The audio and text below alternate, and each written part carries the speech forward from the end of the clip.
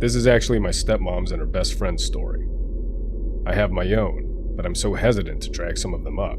I'm hoping that telling someone else's will make it easier to share mine in the near future. My stepmom, who we'll call Macy, didn't like us much, but would tell my sister and I this story when we were younger to scare us out of being stupid. It ended up being my family's stranger danger story. Macy grew up as a relatively privileged teen in the 70s, and her mom had moved their family to the US from England when she was about 9. She went to a nice high school in a really nice town. There, she made friends with a girl, who we'll call Lily, who didn't exactly run with Macy's type of crowd, the stereotypical popular, wealthy kids. Regardless, they really hit it off, and Lily would take Macy out to do things she liked: hiking, fishing, sailing, etc. There's even a hilarious set of pictures of them camping. Macy, privileged and somewhat sheltered as she is, had raccoon eyes and looked like she was hating everything. Anyways, because of Lily's influence, the two of them would do stuff like that on a frequent basis. One Sunday, they decided to go hike in some hills about an hour away from their hometown. Macy put on what I'm sure were her extremely expensive hiking shoes, and the two of them drove off to the hiking trails. Lily parked in this big clearing with makeshift parking spots, like the ones where a piece of wood marks the head of a space. There were no other cars there, and in hindsight, this was very important. They started hiking up the hill, off the path because Lily fancied herself as something of a badass. The hike was nothing extraordinary, but if you asked Macy, she would just lament for 15 minutes about how sticky and full of bugs it was. They eventually reached the top of the hill, and Macy decided she was done. The polished, pampered side of her was coming out, and she groaned until Lily begrudgingly said okay. They would rest and then walk down again, but at a slower pace. They had been heading down the hill for maybe 10 minutes when Macy started bitching again. Lily conceded to walking down the side of the road instead of the rough hiking trail. So there they were, looking like a couple of tools geared up for hiking, but instead walking down a crappy road, when not even after 5 minutes, a truck pulled up next to them. It was red and rusty. The truck was a clunker. The guy driving rolled down the window, and the girls looked in through the passenger side window. He had a big beard, a baseball cap pulled down, and long brown hair. He greeted them, and even smiled through his beard, asking if they needed a ride. Macy described him as charming, cute even. Lily, on the other hand, still says the moment he greeted them, her hackles went up. Despite her better judgment, Macy convinced her to get in the truck, saying, "It must only be a 10-minute drive down to the car, tops." The two girls opened the passenger door to this rusty old thing, and the guy directed them behind the seat to get into the back. They settled in, and the truck started rumbling forwards. Lily always says that was the point it hit her, what a mistake they had just made. The back seat was clean enough, but there was a rope on the floor behind the driver's seat, and 4 boxes of saran wrap, half hanging out from under the passenger seat. It seemed creepy and weird, but Lily didn't want to freak Macy out, so she just kept her mouth shut. After 10 minutes, the woods didn't look any clearer, and they hadn't seen another car the whole time. Lily asked how long he thought it would be. He said he was taking a different route down the hill and had to stop somewhere to get something first. That was it. The girls were about 16 or 17, and Lily was too shy to press the issue. Regardless, she was scared. She can remember his hair because she was sitting behind him. He looked like a woodsy guy, but his hair was super tangled and dirty. She noticed crusted mud on his collar and tried to find something identifiable about him, but just got scared the more she picked up on little details. He was youngish and strong-looking, like a lumberjack. Neither of them asked any more questions, nor did the man say anything else. They simply drove on. Several minutes after that, they reached a tiny shack/log cabin looking place within a clearing of trees. There was an old stump where someone had been chopping wood, and a huge axe stuck into the log. Lily was definitely on red alert now. The guy turned off the truck and slipped out of it, saying, "I'll be right back. Don't get out." And he disappeared into the house. Lily tried to talk to Macy about how incredibly uncomfortable she felt, but Macy mostly just dismissed it. Lily started begging, increasingly freaked out, and finally put her foot down, demanding Macy exit the truck with her.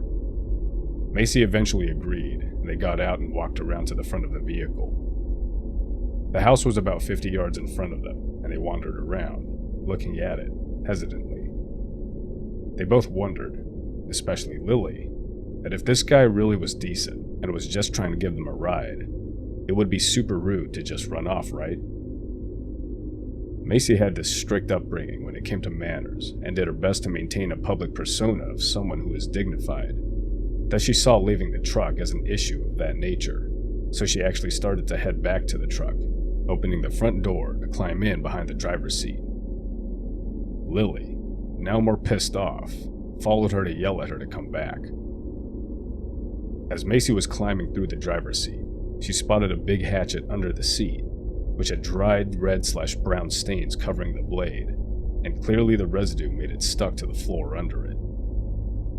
Lily understandably lost her shit, and seeing it, Macy started getting hysterical. They decided that leaving was by far their best option at this point, and just booked it off the side of the property into the trees. They bumbled around in the trees for a little while until Lily was fairly confident they were on their way back down the hill. Macy cried all the way down. Lily felt bad about it, but was also completely freaked out that he would hear Macy and kept trying to calm her down. When they finally got back down to the bottom and saw the old wooden fence that surrounded the original parking area, they were relieved. But as they got closer, they saw it. The same red, rusty clunker of a truck. It was parked on the other side of the gravelly makeshift lot. Just sitting there, facing the other way innocently. They couldn't see if anyone was in it, and of course Macy wanted to run for the car, but Lily was super hesitant. She managed to calm Macy down, saying she wanted to wait before running out into the open, to see what was out there. You have to remember, this was in the 70s. No cell phones, no ranger station or anyone around. The parking lot was big, empty, and open, and who knows what would have happened if they decided to stroll across it.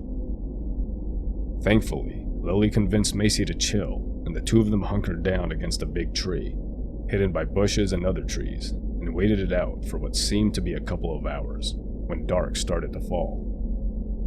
All the animals started coming out and were making noises, making Macy antsy, and bothering Lily as well, who was tired and moments away from giving in. She was just planning their dash to the car when they heard a clunk. Across the twilight-lit lot, they watched as one of the back doors of their car swung open, and the bearded guy slid his way out of the back seat. He got out, shut the door, looked around at the surrounding woods for several moments, and then walked back to his truck. The truck lumbered past their car and out of sight. Several minutes after watching him drive away, they sprinted to their car as fast as they could, jumped in and peeled out before they had even shut the doors.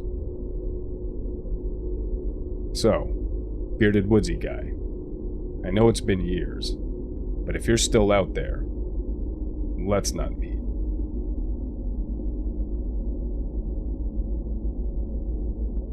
So, this happened just 15 minutes ago. Some backstory. As of 4 months ago, my wife and I live in a certain metropolitan city of the southern east coast of the United States, which we will call our city. She has been a native all her life, and myself a native 500 kilometers north. We have eaten out downtown for special occasions, like our 6-month anniversary a few months ago.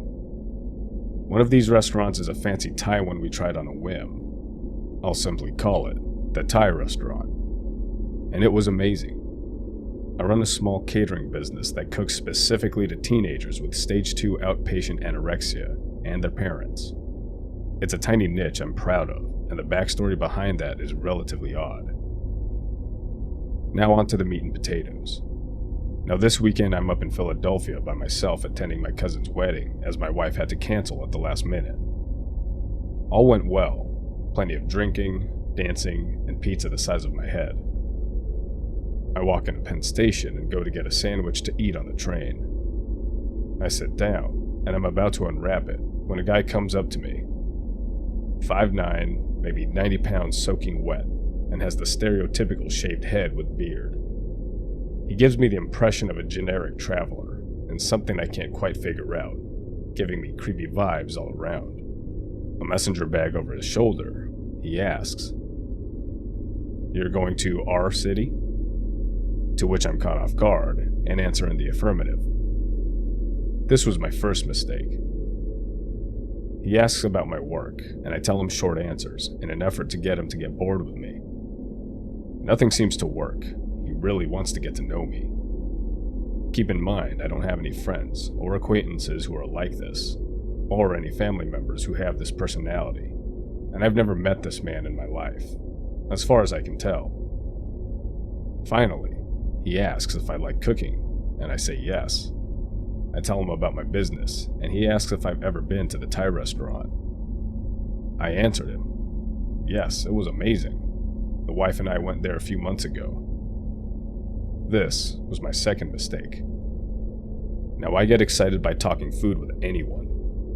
Whether it's cooking or eating, or dreaming about food designs, flavors, or the ways in which good food and teas can be medicine and help you feel wonderful after a long day, or relax you when you can't sleep, or get you ready for the day, or slow time for enjoyment during a break. I ended up getting worked up for a good 15 minutes just talking. Looking back, it seemed like he was reading my body language and reactions, while nervously looking around the station, as if to see if anyone else was listening. When he says, "You don't remember me? We met at the Thai restaurant." I squint as he says this in confusion, because it was only myself and my wife that night. I'm thinking that maybe it was our server, but how would the server remember me months later in a different city? He stops to tell me this, and I realize that even though we have been chatting for this long, I still feel sick talking to him. He comments that the food scene in our city has been up and coming. He tells me his name 4 times slowly and parses out the syllables. He looks over at the police officers walking around and says in a low tone and a smirk, "Good to meet you." He then walks towards the food court and yells back, "I'll see you on the train." Now there's nothing on my clothing or bag that indicates that I lived in our city or worked there. All of my things still have the logos of my previous jobs or places I've volunteered at. As I walk onto the platform, I'm trying to hide from him. I don't think I want this guy to sit next to me for 10 plus hours. I don't even know if he's on the train now, and I hope to not find out. Possible con artist and all-around creepy dude? Let's not meet.